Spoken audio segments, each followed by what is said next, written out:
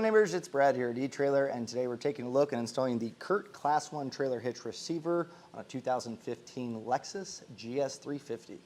This is what your hitch is going to look like when it's installed on your Lexus, and the great part about this one is it's a hidden cross tube, which means the only thing that you're going to see hanging down from the bottom is going to be the 1.25" receiver tube opening. So you get a nice clean look, but the usability of a hitch. Now with an 1.25" in Class 1, you are going to be a little bit limited when it comes to accessories. You are going to have to find something with a 1.25" shank, but on a vehicle like this, it's still going to be able to allow you to do something like a 2-bike bike rack, a small cargo carrier, or even a small ball mount to haul maybe a kayak trailer or something along those lines.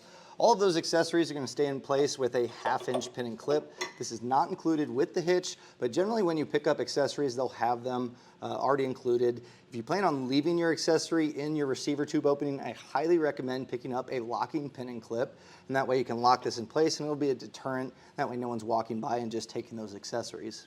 Now, if you do plan on pulling those small trailers, you are going to have a rolled style safety chain loop. It's nice and open, so standard S-hook, no problem. The same goes for a larger clevis style to be able to hook up those safety chains. Now, speaking of towing, you're going to want to adhere to the capacities of the hitch as well as what the vehicle is rated at. So this one in particular comes in at a gross trailer weight rating of 2,000 pounds, which is going to be the weight of the trailer plus the accessories loaded onto it.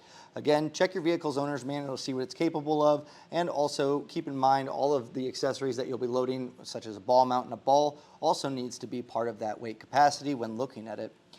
Now your tongue weight rating is going to come in at 200 pounds, and that's the downward pressure that's put on the inside of the receiver tube opening, so more than likely it's going to be coming down to your bike racks and cargo carriers and how much it can hold.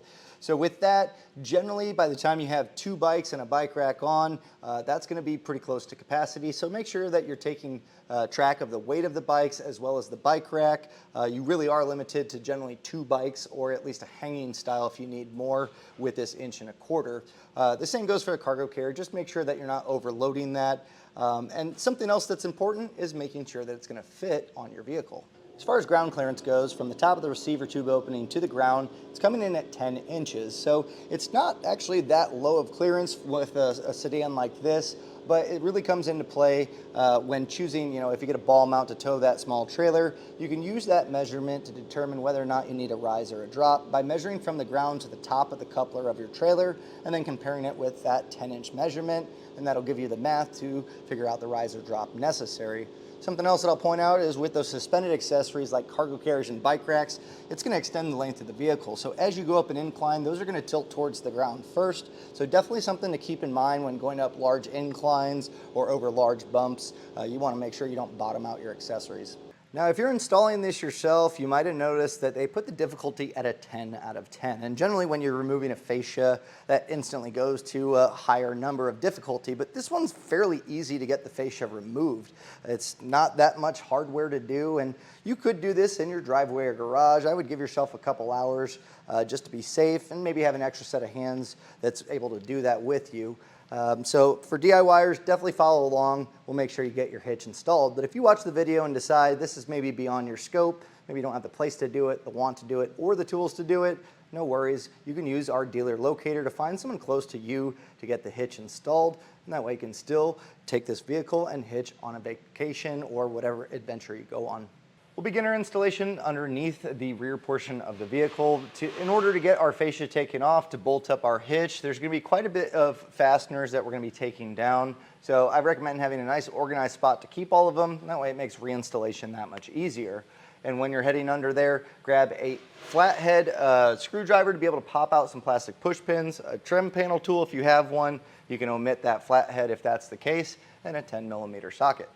Right behind the tire, you're going to find at the corner of the fascia this 10mm screw. We'll get that removed and then do the one on the other side as well. There should be 8 plastic push pins on the edge, so start at the corner here and work your way across, popping all of those out. So if you have a trim panel tool or a flathead, you're going to just pry in one of those 4 open surfaces there to get that center portion to pop out. Now these can be a little bit tricky, especially if you have some miles on the vehicle. They kind of get built up with, road debris and whatnot. So if you need to, you can spray these down with a little soapy water to loosen them up. But Toyota fasteners are generally pretty robust, so If you pry at it and it breaks, not to worry, you can get these fasteners here at eTrailer or at an auto parts store. They're very easy to replace.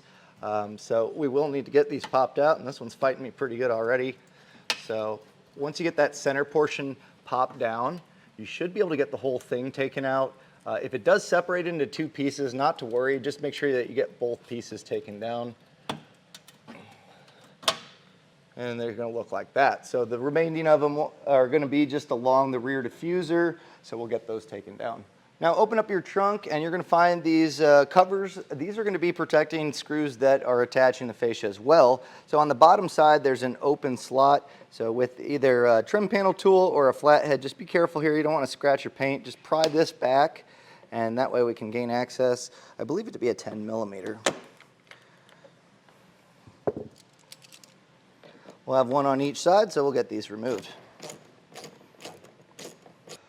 Head to each of your wheel wells right where the rear quarter panel meets the rear fascia, and if you just slightly pull back on the inner fender liner, you should be able to reach up, and there's going to be a head of a 10 millimeter screw that's going vertical. So with a thin-walled 10 millimeter, I can get in here enough to get this loosened up. So we'll take that screw out. And then we're getting ready to pull our fascia off. So I do a few things. Get an extra set of hands. It's a little bit cumbersome trying to pull this off by yourself. Have a safe place to put your fascia while we're getting the hitch installed. And something else that I'm going to do is take some painter's tape and run it along our edges. And that way, as we're pulling this off and also when we're putting it back on, if it rubs against each other, it's not going to cause any scratches on our clear coat. So I'll get this all prepped up and then we're going to get ready to take this fascia off. So I have Aiden helping me pull off our fascia, and the way that you're going to want to do it is start on each end and then work your way towards the middle. So where we remove that screw, there's actually a plastic clip, so I would pull down to get that to draw out. It just kind of locks it into the rear quarter panel, and once you pull that down enough, you're going to notice it's going to start to kind of unclip itself. So just keep pressure as you work your way back. And as you make your way towards the middle, sometimes it'll help to kind of grab underneath if you need to get these clips loose, but ours came off fairly quickly. Now be cautious not to pull back too fast because we do have an electrical connection on our driver's side. So we're going to push in that tab and get this separated. And then we can get our fascia set aside. With our fascia removed, we can grab this tape that goes around the foam on the bumper beam. Peel this off. We're going to take the foam down to gain access to the hardware that's holding in the bumper beam to get our hitch in place, but we are going to be reinstalling this later. So just set this aside once you get the tape removed, and it should just kind of pop out here. To get our bumper beam removed, you're going to want a 12 millimeter socket and an extension, and where all the holes are drilled, that's so we can gain access to that hardware. So we'll just get those removed. And something I'd recommend is you can remove 3 of them on one side, and then the last one, I would leave it just with a few threads on there. That way it'll support the bumper beam when you go to the other side, and it's not going to just drop on you.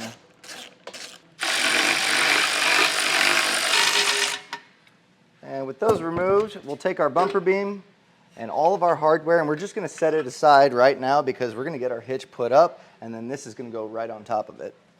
In order for our hitch to go in place, we need to remove this lower alignment stud, and they say to use a rotary tool. If you don't want to get anything out to cut or you don't have those tools, not to worry. What you can do is grab a pair of vice grips and clamp down, and if you just kind of work this around each direction, it'll slowly loosen itself up and pop out. Now, being that there is going to be some exposed metal here, even if you do cut it, you do want to make sure that we're touching it up with just a little bit of paint. So if you have a paint marker or just spray paint, coat that up. That way it doesn't turn into rust and corrosion long term. The hitch is going to live in this section here, and we do need to trim this out to make clearance for it. It kind of swings back a little, but using the measurements in the instruction manual, this should get you pretty close. I've marked it out with a paint marker just to give some reference. Now I'm going to be using a multi-tool, which makes it nice and easy, but you can get away with a pair of, tin snips, something along those lines. Really anything that you have that can cut through this plastic, it should work just fine.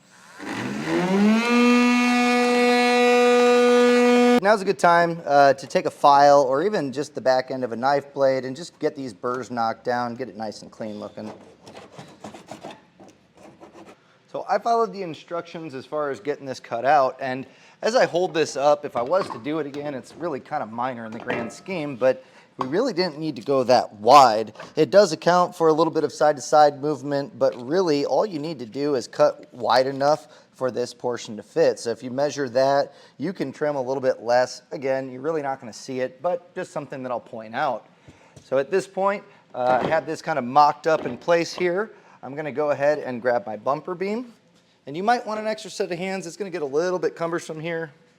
And as we slide this over, if we get that aligned with that stud that pokes through, we can kind of just press this in, and that's going to kind of hold everything in place as we get our hardware in. Now, with this kind of pressed in place, I have Ian helping me here. It's going to make it a lot easier to have that extra set of hands. But really, all we need to do is get one started on each side. So you can use your extension. You could probably feed it from below, just like I'm going to do here, just to kind of get our thread started. It is rather tight here. But again, once you get a few started, that's going to hold that up. You may need to slide the hitch around to get those holes to align.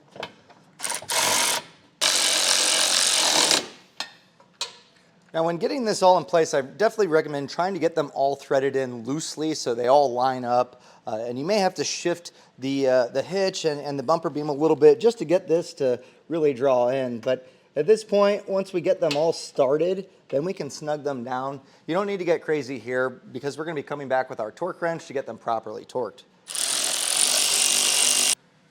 A torque wrench is really important on a hitch like this because you're using factory weld nuts that are threaded, and if you over tighten, you can really damage them. So this is the torque wrench is going to make sure that it's going to be tight enough, obviously, to use your hitch for either towing or bike racks or whatever it may be.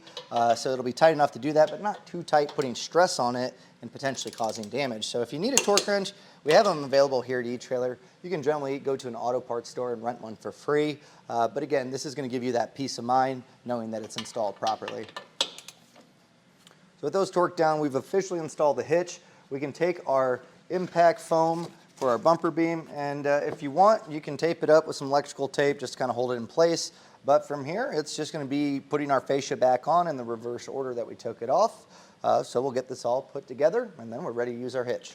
Now, to get your side portions put in, it's going to be a lot easier to pop this clip out. It's pretty easy to just pull through, and that way you can get it all snapped back into place, and then you can feed that clip up, and that's going to lock it in. Now, once I got my fascia kind of put back together, I realized that it's pretty tight on this center portion of the rear diffuser. You might want to make some small relief cuts to help draw that back, and that way you can get your plastic push pins back in place. So if you're struggling with that, you could just run alongside, and if you can, make a cut across. Or if you're watching this video and you haven't trimmed your fascia, you might want to knock off just a small portion, maybe about a ½ an inch or so, that's as wide as the hitch. With everything back together, all that's left to do is load up your accessories into your hitch and hit the road. So that's going to do it for a look and installation of the CURT Class 1 Trailer Hitch Receiver on a 2015 Lexus GS 350.